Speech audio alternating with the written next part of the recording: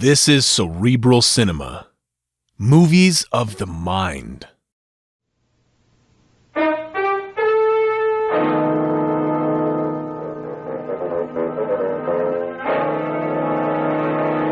Kreml Hair Tonic and Kreml Shampoo present the new adventures of Sherlock Holmes, starring Nigel Bruce as Dr. Watson and Tom Conway as Sherlock Holmes.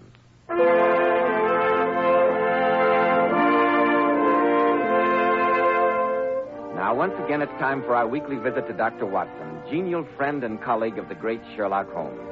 Good evening, Dr. Watson. I trust I'm not intruding. Not at all, my dear fellow, not at all. Sit down, won't you? Thank you. You know, Dr. Watson, I've been struck by the remarkably large number of signed photographs of titled personages and notables that ornament the walls of your study. Mementos of your active career, I presume. Yes, although I must admit most of them are clients of Sherlock Holmes rather than grateful patients of mine. Well, now, this picture, for instance. Naturally, I recognize the photograph of the late Royal Highness. No names, Mr. Bell, I beg you. Holmes and I always referred to the gentleman in question merely as Mr. Edwards. And what did you and Mr. Holmes do to cause his royal, I beg your pardon, Mr. Edwards, to inscribe his photograph in such affectionate gratitude? Nothing of any great importance, I assure you. Merely that Mr. Edwards had become a trifle entangled, shall we say, with a little dancer at Maxim's in Paris. A young lady rejoicing in the appellation of Frou-Frou. Quite a delightful little bit of fluff, too. I gather that Sherlock Holmes settled the matter to Mr. Edwards' complete satisfaction? Very easily and very discreetly. But it led us into one of the most curious and singular affairs of Sherlock Holmes's career, and one which I don't believe would ever have been solved had Holmes not been a distinguished amateur on the violin. I call it The Adventure of the Genuine Guarnarius. Sounds intriguing, Dr. Watson. But if you don't mind a momentary interruption... Not at all, Mr. Bell. Go ahead. Men, there's a famous saying about locking the barn door after the horse has been stolen. Well, the same applies to the hair. Once bald, bald forever, they tell us. But you can make the most of the hair you've got. And you can't begin too early. That's why I want to tell you about Kreml Hair Tonic. Kreml contains very special hair grooming ingredients found in no other hair tonic. Kreml makes hair stay better groomed longer, with that natural, greatly desired he-man look. Never greasy, never sticky.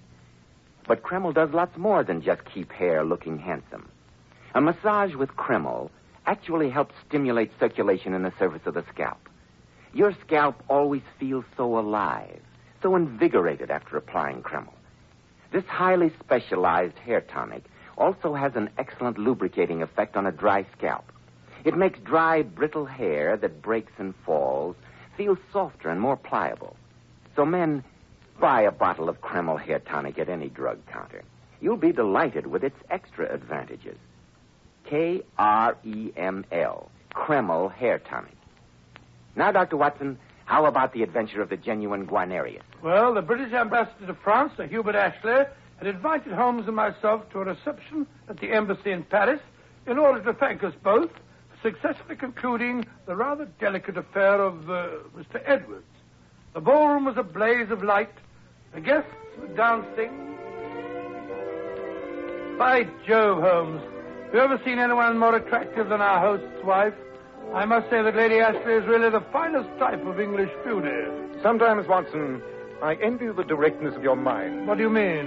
When you look at a beautiful woman, you see only beauty. What on earth would you expect me to see? In the case of Lady Ashley, my dear fellow, I notice her elderly husband, her many gallant admirers, and I think, what a motive for murder. Oh, really, Holmes?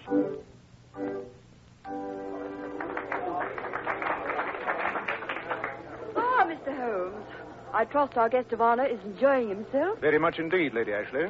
Mr. Holmes, Dr. Watson, may I introduce a very dear friend, Monsieur Jacques Meriveau, who has known me more years than I care to remember. How do you do? Yes, I think I can claim to be Lady Ashley's most devoted cavalier, having first made her acquaintance when she was just over 2 hours old. She wept bitterly the moment she saw me. Yes, but I've been trying to make up to him for it ever since. During the time we're in Paris, Monsieur Marigot, I've been promising myself the pleasure of a visit to your famous music shop. I should be honored, Monsieur Holmes. I've heard, of course, that you play the violin. Merely as the veriest amateur. Incidentally, I'm looking forward eagerly to hearing Monsieur Drenko play this evening, Lady Ashley. I was unfortunately out of London during the only recital he gave this season. He's a great artist. Yes, he comes from one of those little countries down the right-hand corner of the map, doesn't he? I've always heard the fellow's a bit of a bounder. You will have an opportunity to judge at once, Watson. Our host is approaching with the gentleman in question in tow. Ah, Holmes, there you are. Monsieur Drenko has been asking to meet you. Monsieur Drenko, Mr. Holmes, Dr. Watson. How do you do? Hubert, if you'll excuse me, I must see to our other guests.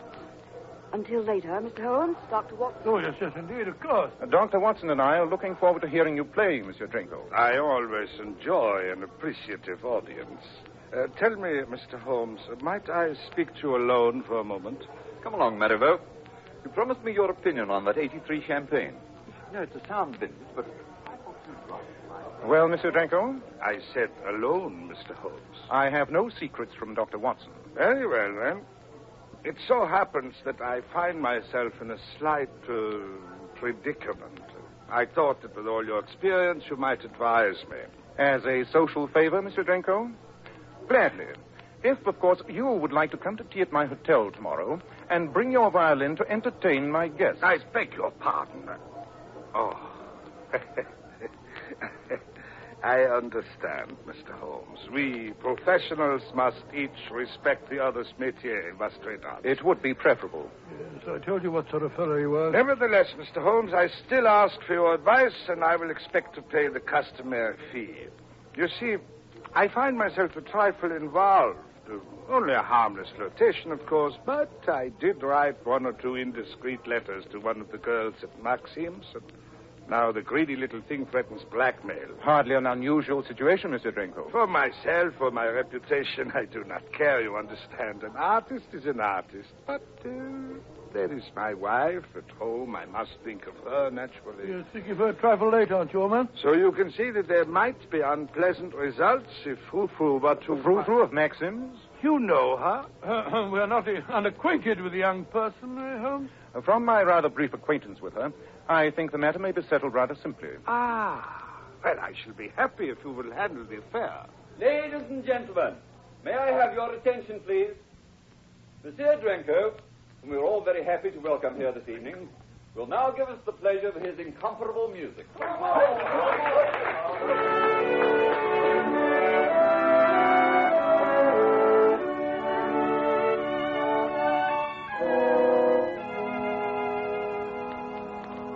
Are, gentlemen. Mademoiselle Frou-Frou's dressing room, right here. Oh, Papa. I say, Holmes, did you notice that girl we just passed? The one wearing just those little thingamajigs? Quite. I also noticed, Watson, that backstage at Maxim seems to be one place where you not only see, but also observe very closely. Oh, hello, Monsieur Holmes. Good evening. I have not expected to see you and that cute little Dr. Watson again so soon.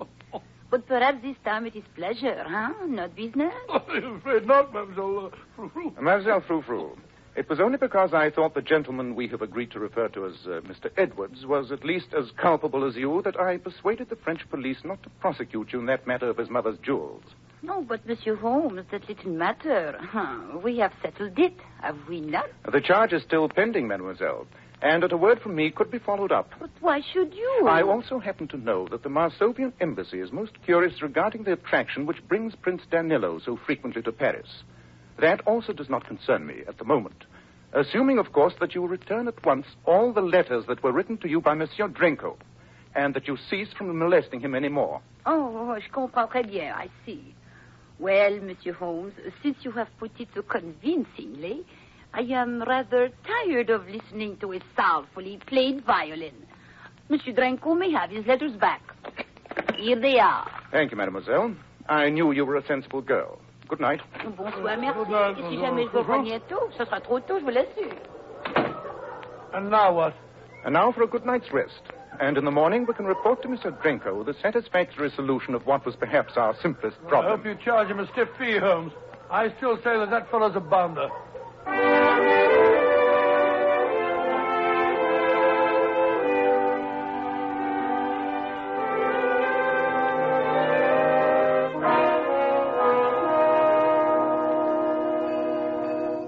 Good morning. I think Monsieur Drenko is expecting us. Mr. Holmes and Dr. Watson. What's the number of his room, please? Click. Send a message to the police. Oh, Monsieur Holmes. Mr. Merivale, what's the matter? Miss Drenko. We were on our way up to see He's him. dead. Killed himself. What? Good heavens. Come, Merivale, take us up to his room. The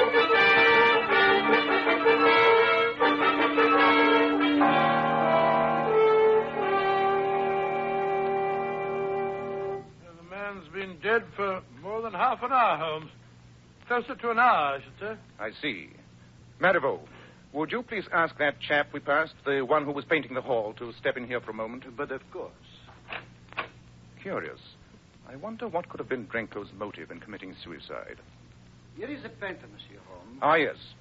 Tell me, have you been working there all morning? Oui, monsieur, ever since 8 o'clock. For over 2 hours, in other words. And were you working constantly in sight of this door? Absolutely, monsieur. I heard the gentleman in here practicing the violin for a while, but he stopped almost an hour That ago. puts the time of death to just about what I thought, Holmes. And you saw no one enter or leave this room during the entire time? No one? Oh, except 5 minutes ago, this gentleman went into the room. A few seconds later, came running out, calling for the police. Thank you. Your statement has been very clear. You may go now, but better not leave the hotel. No doubt the police will want to question you. Très bien, monsieur. I have never had such a shock in my life, Monsieur Holmes. I came up to deliver a new violin that Drenko had ordered. And when I opened the floor and saw him lying there with his face all twisted up in agony... Yes, the common appearance of cyanide poisoning. Not very pretty, I'll admit.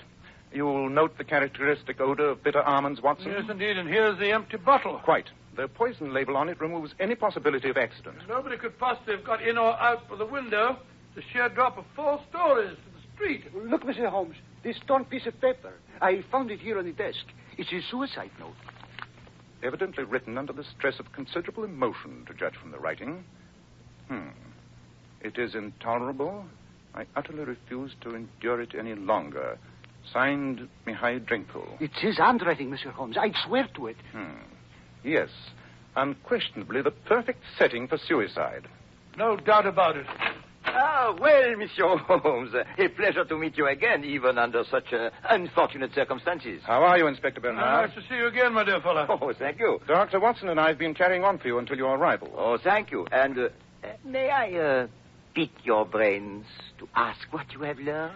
Marivaux here discovered the body only a few minutes ago when he arrived to deliver a violin Drenko had ordered. The painter you'll find out in the hall has had the room under observation all morning and will assure you that no one else entered or left it. Yes, and the fellow stopped practicing about an hour before. Sets the time of death pretty accurately. Here's his suicide note, Inspector. I'm afraid we're presenting you with rather an open and shut case. Oh, well, Dr. Watson, a hard-working officer like myself welcomes the absence of any mystery. And here's the violin that Drenko was practicing on. Let me see it, Watson. Odd. Very odd indeed. You mean odd that Drenko should be practicing the violin until just before he killed himself? No, Inspector. That fact by itself would merely be singular. But listen to the violin on which he was practicing. Sounds all right to me. I confess, Monsieur Holmes, that I find no mystery in a man playing the violin just before he kills himself. Perhaps, Inspector, you may then be able to explain why a world-famous violinist like Drenko should do his practicing on a violin that is most unmistakably out of tune. How should I know what a man would do just before he commits suicide? Suicide? This isn't suicide, Inspector. This is murder.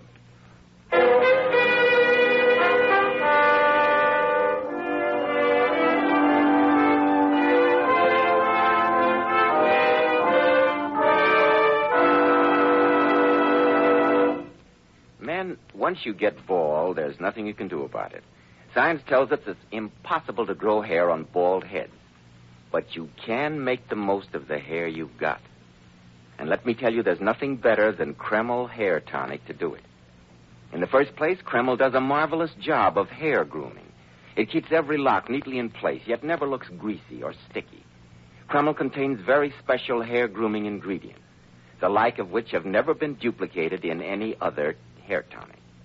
But Kreml does lots more than just keep hair in place.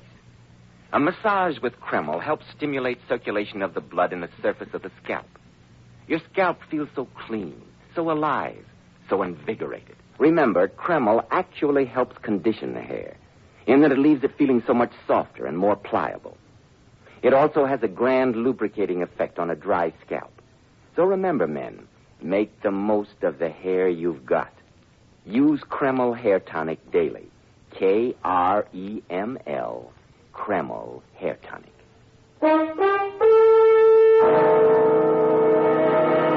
And now, Dr. Watson, what happened in that hotel room when Sherlock Holmes told Inspector Bernard that Drenko, the violinist, had been murdered and had not committed suicide? Well, naturally, Inspector Bernard was rather surprised. As a matter of fact, it seemed to me that he was a bit hussy about it. But, Monsieur Holmes, you cannot fly in the face of all the evidence we see before us. The bottle of poison, clearly labeled. The suicide note, unquestionably in his own handwriting. Dr. Watson's medical evidence that the man had been dead at least an hour. And the final confirmation of the man painting in the hall who tells us that no one entered or left this room until a few minutes ago. And against all this, Mr. Holmes, what have you to offer? A violin that is out of tune. Zut alors. Nevertheless, Inspector, it is the crux of the entire case. But, Holmes, how can you tell what a fellow like Drenko would have done? I can assure you, Watson, that he would have done almost anything in the world except practice on this violin. No, Inspector, this was murder. I'll stake my reputation on it. It is only your reputation, Monsieur Holmes, that makes me hesitate at all. Give me 24 hours in which to establish how this murder was done and who did it. Since it is you who ask it, Monsieur Holmes, very well. Thank you. Come, Watson. We have some busy hours ahead of us. Good day, gentlemen. Where are we off to now in such a hurry, Holmes? The British Embassy. The embassy? Well, why on earth? You evidently failed to notice during last night's reception that Lady Ashley left us very abruptly the moment Drenko joined our party. Her manner to him verged on rudeness, and that's so unlike Lady Ashley that I feel that an inquiry in that quarter may bear interesting fruit.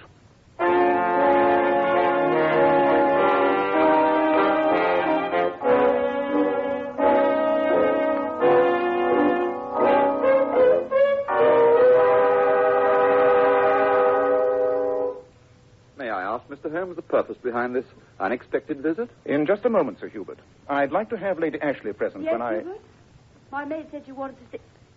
Why, Mr. Holmes, Dr. Watson. I didn't know you were here. I'm afraid our visit concerns a professional matter, Lady Ashley. You see, Dr. Watson and I have just come from the room of the late Monsieur Drenko. The late Monsieur Drenko. I don't understand. Drenko has been murdered, Lady Ashley. Quick, Watson, catch her. Cynthia. It's quite all right. Nothing but a faint. You'll just ring for your wife's maid, Sir Hubert. Yes, I'll get her at once. I must say, Holmes, you certainly broke the news rather brutally. She took it very hard. Nonsense, Watson. What caused her to faint was relief. That was my object. I had to find out what her reaction would be. Here, Annette. You and Mary help Lady Ashley up to her room. Put her to bed. Just keep her quiet, please, and a cup of hot tea will do her no harm when she comes round. And now, gentlemen, if you'll excuse me. I'm sorry, Sir Hubert, but I must ask you to remain here with us for a few moments. I don't understand that. Sir Hubert, Lady Ashley's reaction to the news of Drenko's death was a good deal more pronounced than might be expected in the circumstances. I haven't the faintest idea what you're trying to insinuate. I insinuate nothing. I merely state facts. Would you prefer that I question her, or will you tell me what lies behind all this? Very well, Mr. Holmes. But I should like to spare my wife as much as possible. My only interest is in any light that she might be able to shed on the matter. Miss Cynthia is a very young and very beautiful woman. Before we were married, she had, well, how shall I put it, fallen under the spell of this man, Drenko. Well, I've asked her no questions, but I know that he continued to have some strange hold over her. I had the impression that she hated seeing him and that he was forcing his presence on her on those occasions when he came as a guest in my house. I still don't believe anyone killed the fellow, but if someone did, it sounds like a good riddance. Unfortunately, Watson, we are not concerned with the equities of the murder, but with its solution. Thank you, Sir Hubert. You've been extremely helpful. Well, justice must be done, Mr. Holmes. But if ever I wished that your great powers might fail, it is now. I have no hesitation whatsoever in saying that I'm infinitely grateful to the murder of that swine Drenko.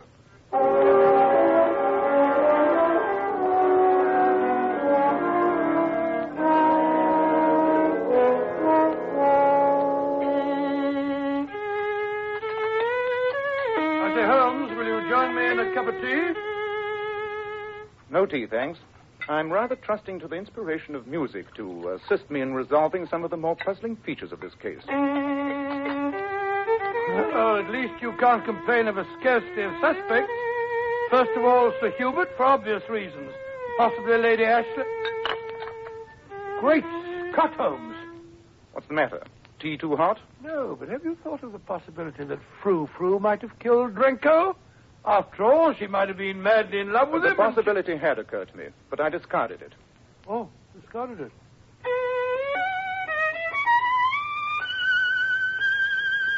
By Jove, look at this glass here on the table. It's positively vibrating from that high note. A not uncommon phenomenon. As you must know, certain objects vibrate in harmony with certain notes. Watson. Huh? Get your coat. We promised to pay a visit to Marivaux's shop. I think this would be an ideal time to discharge that obligation.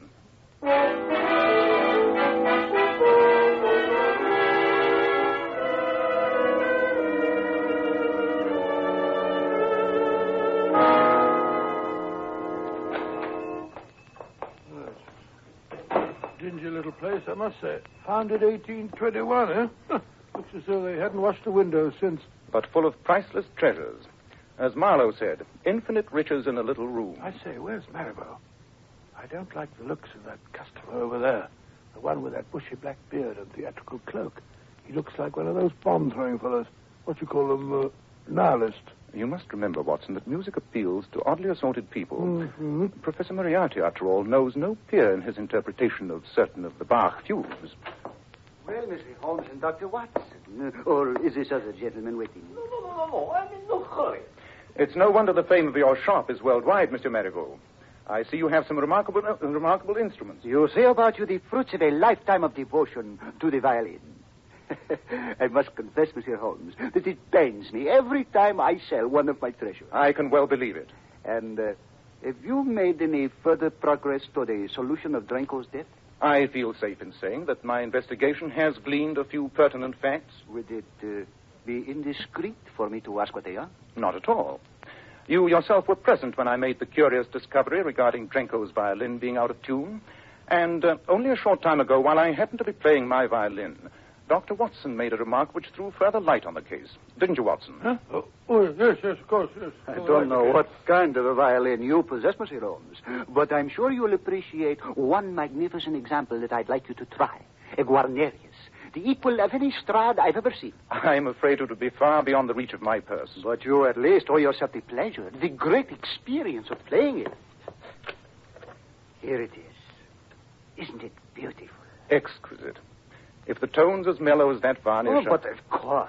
Why don't you take it into my private office and try it? No one will disturb you here. Thank you. I've never had the good fortune to test the Guarnarius. Dr. Watson, while Mr. Holmes is amusing himself, perhaps you'd be interested in some of these bows? Bows? Oh, yes.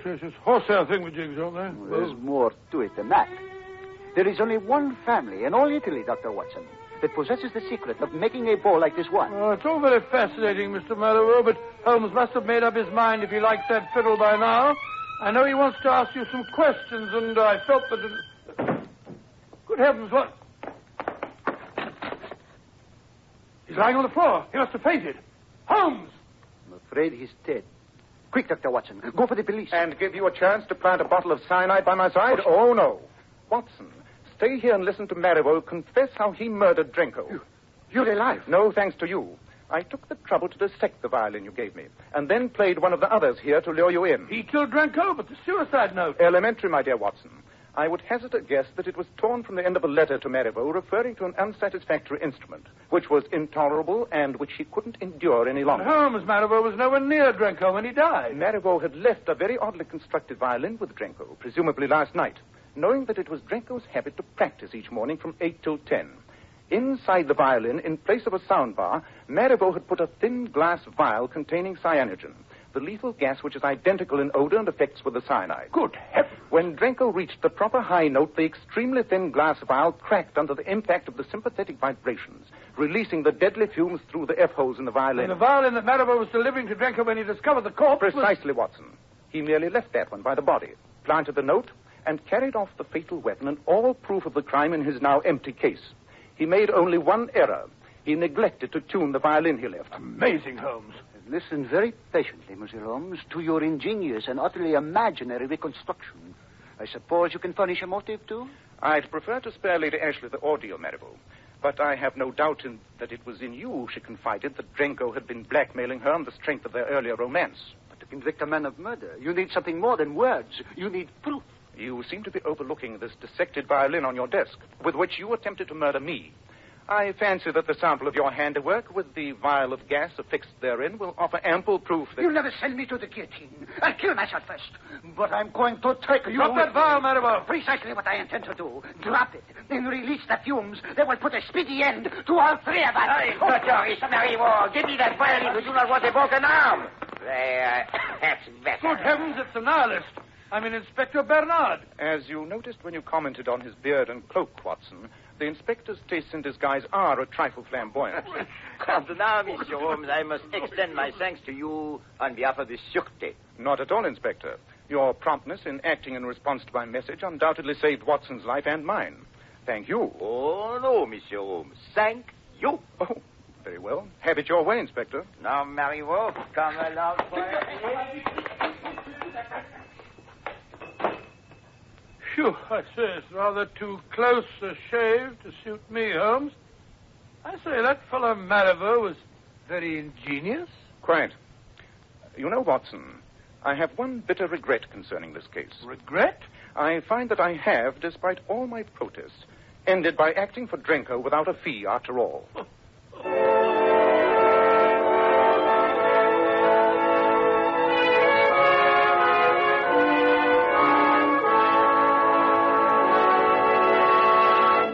In just a moment, Dr. Watson will tell us something about next week's story. But first, girls, some of the most beautiful women in the world are Powers models. And one of their outstanding characteristics is their shining bright hair. Now, here's how they keep it shining. Powers models use Kreml shampoo. This amazing beautifying shampoo has been especially developed to actually glamour bathe each tiny strand of hair, revealing all its natural glossy luster. My wife says Kreml shampoo is wonderful for washing children's hair. How about that? Yes, it would be, because there are no harsh caustics or chemicals in Kreml shampoo, and its luxurious active foam penetrates right to the scalp and removes all loose dandruff as well as the dirt. Girls, if you could only see how Powers Model's hair fairly radiates glossy highlights, I'm sure you'd want to try Kreml shampoo right away. You can get a bottle at any drug counter. Cerebral Cinema hopes you have enjoyed this movie of the mind.